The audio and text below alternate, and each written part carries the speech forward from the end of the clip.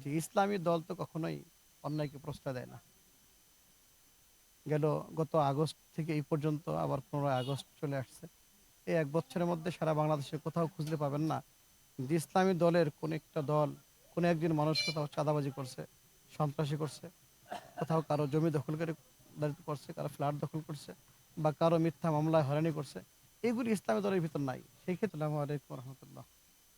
আমরা বাংলাদেশ খেলাফত মজলিসের রিকশা প্রতীক এবং আমাদের সাথে যারা আছে সবাই ভাঙ্গা থানার লোকজন। আজকে আমরা এই আলগীর ইউনিয়ন হরিহাট, এই হাটে আমরা বিভিন্ন দোকানদার এবং গণমানুষের সাথে মত বিনিময় করলাম।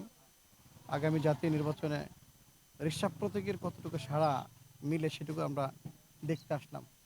আলহামদুলিল্লাহ আমরা খুশি যে প্রত্যেকটা দোকানদার এবং ভাই ও বোনেরা অনেকের সাথেই সাক্ষাৎ হয়েছে। সকলেই স্বয়স্ফূর্ত আমাদের সাদর গ্রহণ করে নিয়েছে এবং তাদের ভিতরে যে আক্ষেপ, আগামী দিনে তারা নতুন মুখ, ইসলামী মুখ দেখতে চায়। আগামী দিনে রিকশা প্রতীককে তারা ভোট দিয়ে জয়যুক্ত করবে এই আশ্বস্ত করেছেন। তাতে আমরা খুশি। আসলেই বর্তমান দেশে যে অন্তর্বর্তীকালীন সরকার অনেক ঘোষণা দিয়েছেন আগামী ফেব্রুয়ারিতে নির্বাচন হবে। আমরা সেই বিশ্বাসের আলোকেই লক্ষ্য করে সামনে এগিয়ে যাচ্ছি এবং আমাদের এই ৩ থানার বিভিন্ন প্রত্যন্ত অঞ্চলে আমরা ঘুরে দেখতেছি এবং সকলের কাছে আমাদের মেসেজ পৌঁছে দিচ্ছি। তাতে সমস্ত জনসাধারণ আমাদেরকে সুন্দরভাবেই অ্যাকসেপ্ট করতেছে, আমাদেরকে সাদরে গ্রহণ করে নিচ্ছে এবং আমাদের এই পদচারণকে তারা সাদর সম্ভাষণ জানাচ্ছে এবং তারা খুশি আগামী দিনে নতুন একটি মুখ, ইসলামী দল ক্ষমতায় আসবে। এতে তারা অনেক খুশি। তাদের খুশিতে আমরাও খুশি। যে ইসলামী দল তো কখনোই অন্যায়কে প্রশ্রয় দেয় না। গেল গত আগস্ট থেকে এই পর্যন্ত আবার 15 আগস্ট চলে আসছে। এই ১ বছরের মধ্যে সারা বাংলাদেশে কোথাও খুঁজলে পাবেন না যে ইসলামী দলের কোন একটা দল, কোন একজন মানুষ কোথাও চাঁদাবাজি করছে, সন্ত্রাসী করছে, কোথাও কারো জমি দখলদারিত্ব করছে, কারো ফ্ল্যাট দখল করছে বা কারো মিথ্যা মামলায় হয়রানি করছে।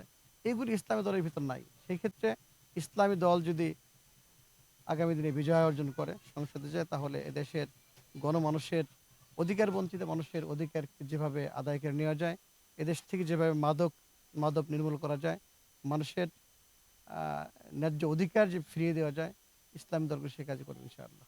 অবশ্যই পরিকল্পনা আছে। আল্লাহ যদি কবুল করে নেন, তাদের জন্য আমাদের বৃহৎ প্ল্যান রয়েছে।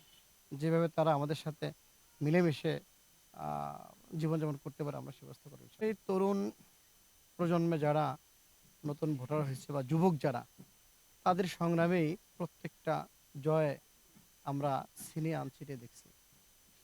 গত জুলাই-আগস্ট অভ্যুত্থানের বাংলাদেশে যেই কঠিন অবস্থার মধ্যে যুবকদের যে ভূমিকা ছিল, সেই ক্ষেত্রে যুবকদের অবস্থান আমরা ফেলে দেওয়ার কোনো সুযোগ নাই।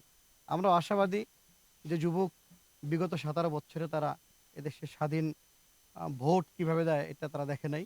আগামী দিনে আ সুন্দর এবং ভোট দেওয়ার যে স্বাধীনতা এটা তারা সঠিকভাবে পাবে এবং তাদের জীবনের এই ১ম ভোট যাতে তারা ইসলামের পক্ষে দিয়ে আল্লাহর নৈকট্য হাসিল করতে পারে।